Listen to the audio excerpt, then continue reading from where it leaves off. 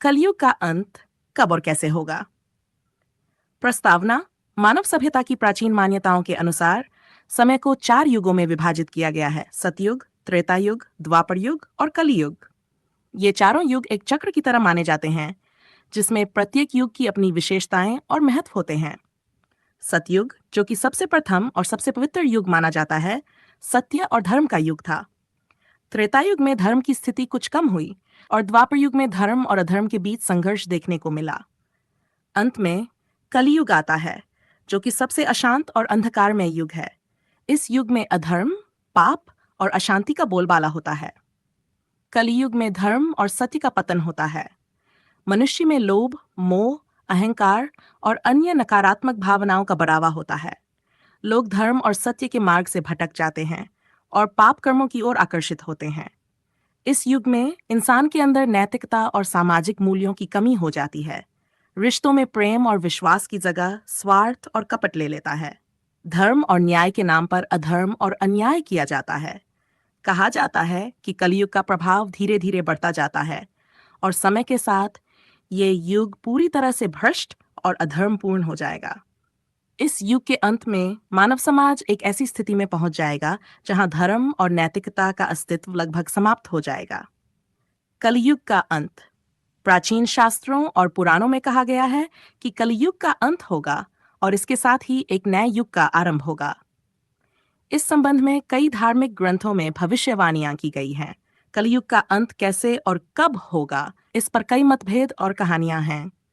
लेकिन एक प्रमुख मान्यता यह है कि कलयुग का अंत भगवान विष्णु के दशावतार में से अंतिम अवतार कल्कि अवतार के द्वारा होगा।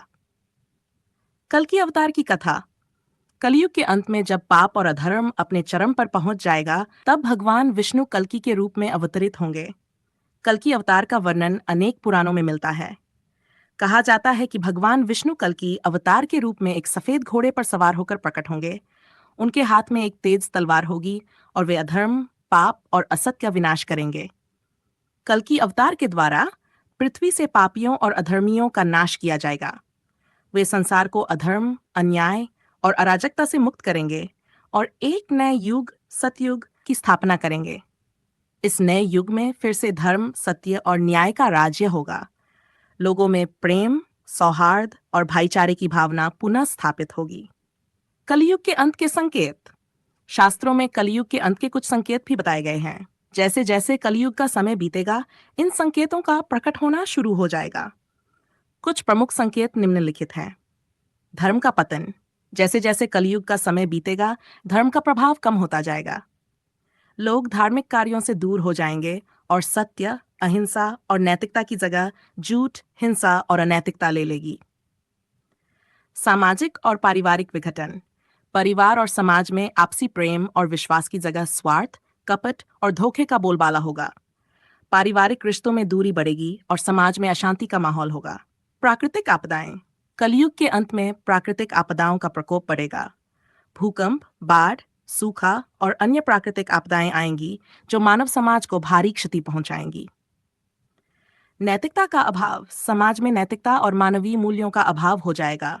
लोग केवल अपने स्वार्थ के लिए जीने लगेंगे और दूसरों की भावनाओं और अधिकारों का सम्मान नहीं करेंगे। धन का दुरुपयोग: धन और संपत्ति का असमान वितरण होगा।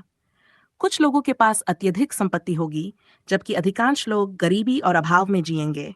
धन का उपयोग अनैतिक कार्यों के लिए किया जाएगा और इसका दुरुपयोग होगा। कलयुग का अंत और सतयुग का पुनः आगमन: जैसे जैसे कलयुग का अंत निकट आएगा, भगवान विष्णु का कल्कि अवतार होगा। कल्कि अवतार के प्रकट होने के साथ ही कलयुग का अंत होगा। वे पापियों और अधर्मियों का नाश करेंगे और धर्म, सत्य और न्याय का पुनः स्थापन करेंगे। इसके साथ ही सतयुग का आगमन होगा, जो कि एक नया और पवित्र युग होगा। सतयुग में मानव समाज फिर से धार्मिकता, नैतिकता और आपसी प्रेम से ओतप्रोत होगा। लोग सत्य के मार्ग पर चलेंगे और समाज में शांति, समृद्धि और सौहार्द का माहौल होगा।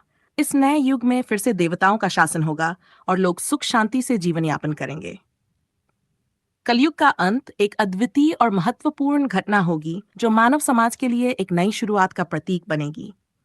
यह हमें याद दिलाता है कि चाहे युग कितना भी कठिन और अशांत क्यों न हो, अंत में सत्य और धर्म की ही विजय होती है।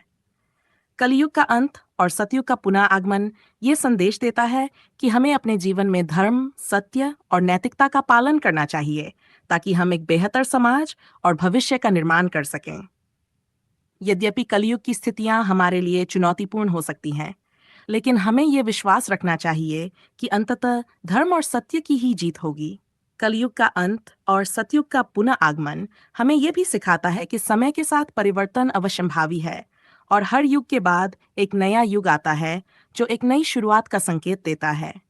इसलिए हमें धैर्यपूर्वक अपने कर्तव्यों का पालन करते हुए सत्य और धर्म के मार्ग पर चलना चाहिए ताकि हम उस नए और पवित्र युग का स्वागत कर सकें जो कलयुग के अंत के बाद आएगा।